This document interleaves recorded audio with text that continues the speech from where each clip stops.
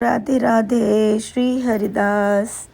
कल मैंने आपको जो लीला सुनाई थी प्रभु की, वो लीला कल ही पूर्ण हुई और प्रभु हमें उस स्थान पर ले गए जहाँ की ये लीला थी, जो कि राजस्थान में है।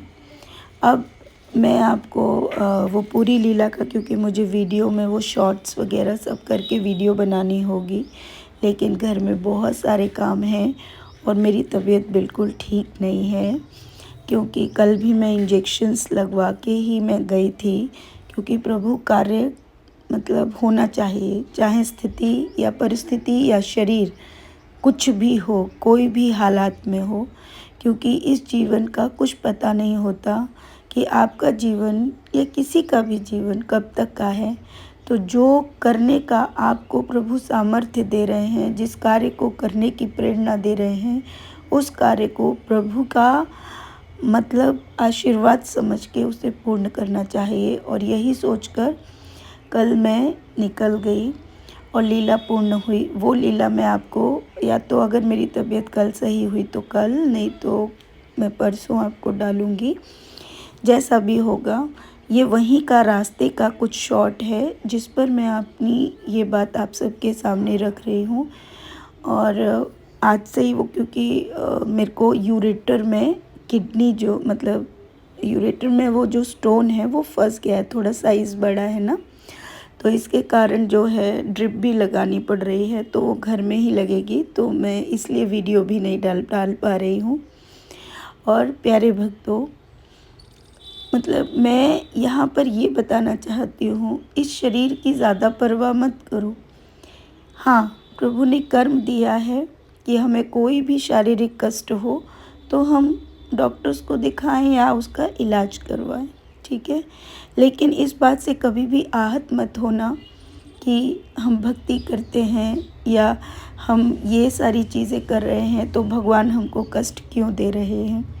तो मैं आपको बता दूं, जब हम अनंत भक्ति करते हैं, जब हम प्रभु की तरफ बढ़ते हैं, तो हम पाठशाला की प्रथम सीट पर आ जाते हैं।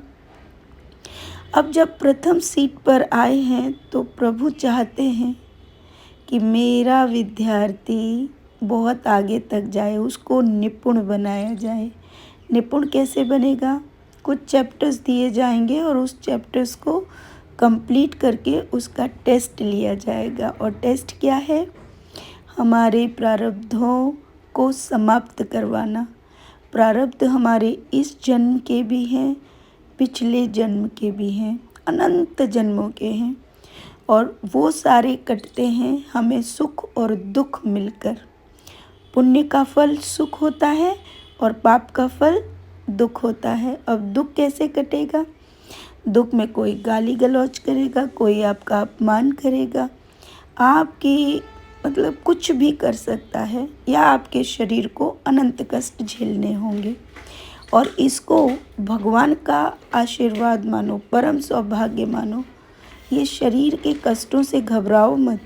किस बात के लिए घबरा रहे हो? ये शरीर तो आज नहीं तो कल समाप्त तो होगा ही ना, इसके लिए बिल्कुल नहीं घबराना। हाँ, इलाज है तो इलाज करवाओ, क्योंकि इलाज भी उसने ही तुम्हारे लिए प्रबंध किया है। क्योंकि जो कष्ट तुम्हें बहुत भारी मात्रा में मिलने वाले थे, वो कष्ट अब छोटे होकर तुम्हारे जीवन में आएंगे। उनको झेलते जाओ, बिल्कुल भी आहत मत हो, रुकना नहीं है। भगवान को दोष नहीं देना, हम तो भक्ति कर रहे हैं, इसको सही कर दो। किस बात के लिए सही करवाना चाहते हो?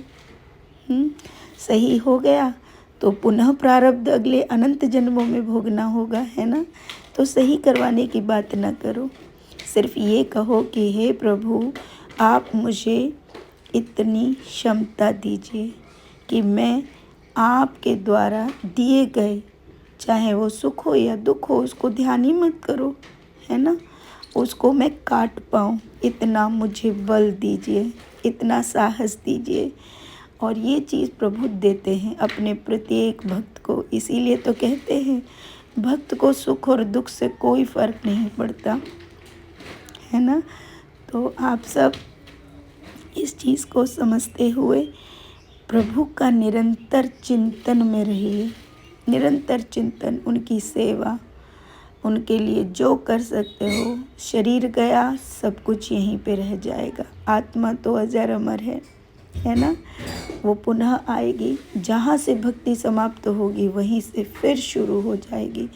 तो भक्ति किस जन्म में कितनी आगे जाएगी, कुछ सोचने की आवश्यकता नहीं है। बस इस जीवन के प्रत्येक पल को खुश होकर जियो।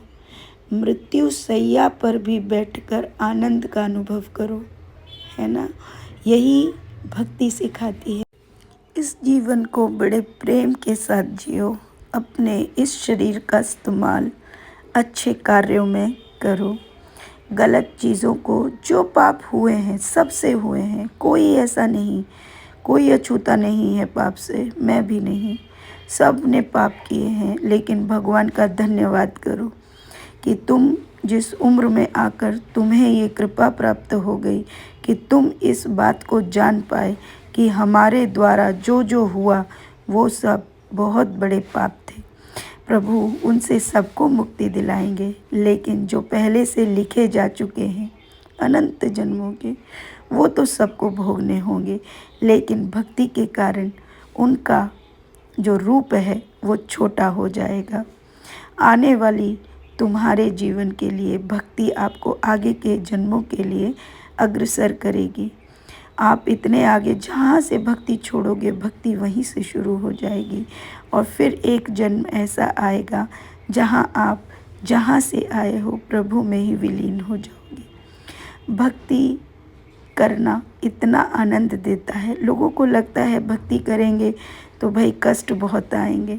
देखो, जो कोई व्यक्ति कभी प्रभु की तरफ बढ़ा ही नहीं, भोग तो उसको भी भोगने हैं, लेकिन वही भोग अगर प्रभु की नज़रों में आकर भोगो तो तुम्हारा बेड़ा पार हो जाएगा, है ना। जो कार्मिक हैं, जो सिर्फ कर्म करते हैं, भगवान पर आस्था नहीं करते, मैं का उद्घोष करते हैं, क्या उनको दुख नहीं रहते हैं। बस फ़र्क इतना है कि वो प्रभु के सामने नहीं है, है ना। तो खूब प्रेम